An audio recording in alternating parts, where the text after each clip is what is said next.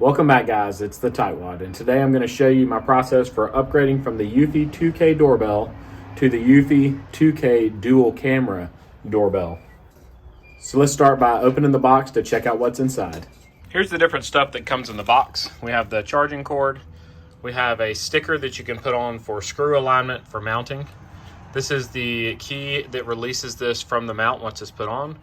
Here's the doorbell. Let's take a look at it. It has one camera at the top and another camera at the ground that faces towards your feet or to where a package would be sitting on the porch.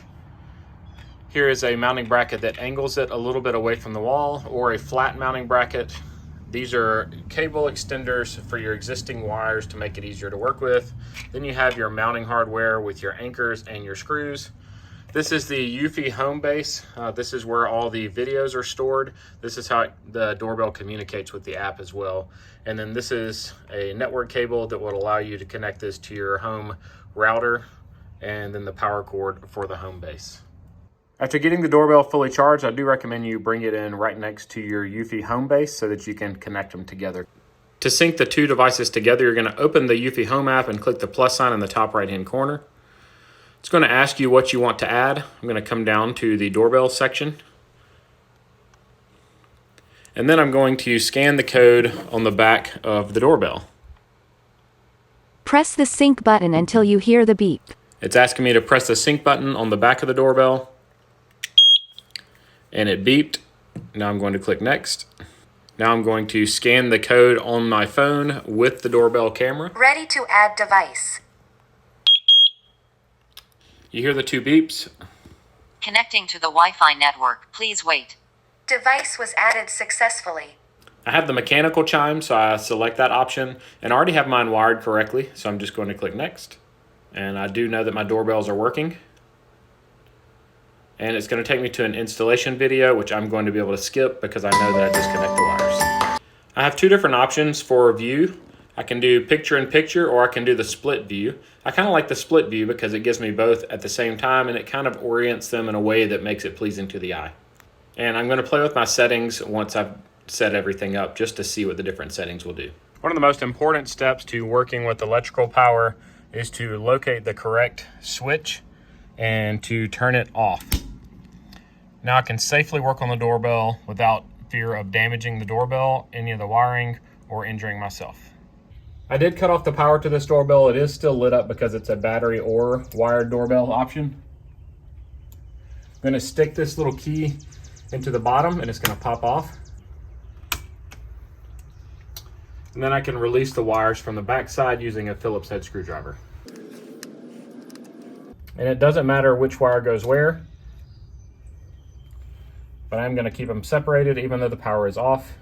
This is the step where you would install these wire extensions if you're doing this for the first time.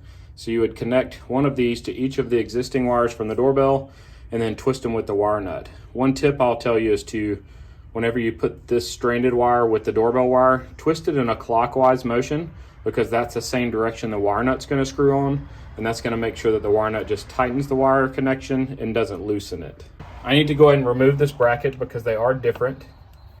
This is a sticker. You can see that the inside has a cutout that I can pull off, and the wires can go through the center of the sticker.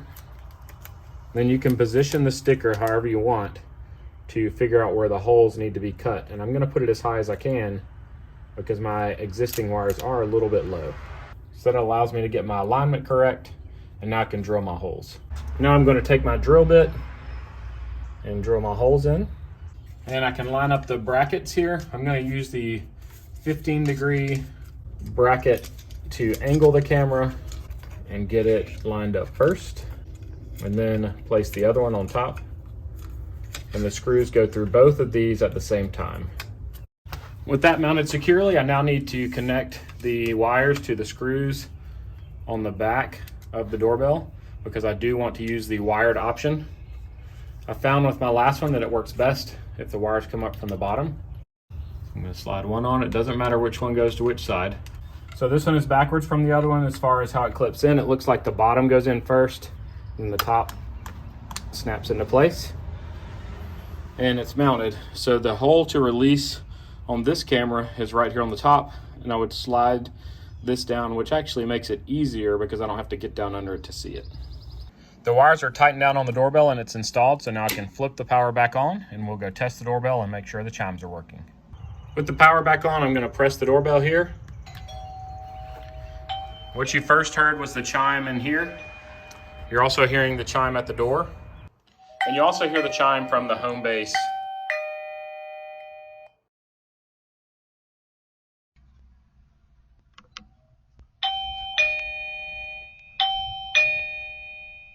I wanted to record a quick video from the camera's perspective so you could see what it looks like when a human walks up.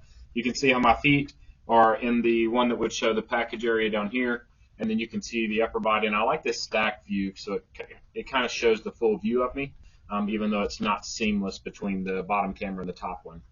Also wanted to allow you to hear the audio quality from the camera itself, not from my cell phone. I wanted to record one more video showing the difference in the HDR with it turned on, which is what you're seeing now, versus the HDR being turned off on the last one. You can see there's not a huge difference. What HDR does is when there's a bright background, like the sky's really bright right now, it should brighten up my face. So HDR is not the best on this camera, but you can still see my face if you zoom in, and I just wanted you to see the difference in the two settings. I really do like this new Eufy doorbell camera. We've received a package yesterday. They put it in the drop box, but if they would have put it on the ground, we would have seen it right there too. If you want to see a video about the drop box, I'll have it on the end screen here. One of the main things we love about Eufy is that there's a free service. There are no monthly fees to watch live stream or to watch historical footage. It saves until your home base is full, and then it deletes the oldest videos, or you could save them to an external drive if you wanted to, and then it replaces those with the newest videos. The plan is to continue expanding my Eufy products at the house, so as Eufy sends me more products, I'll make sure I show them to you. Thank you so much for making it to the end of the video. It'd be awesome if you'd click that logo in the bottom left-hand corner to subscribe to my channel, and maybe even check out one of my other videos shown on the right. As always, I hope you guys have a great day.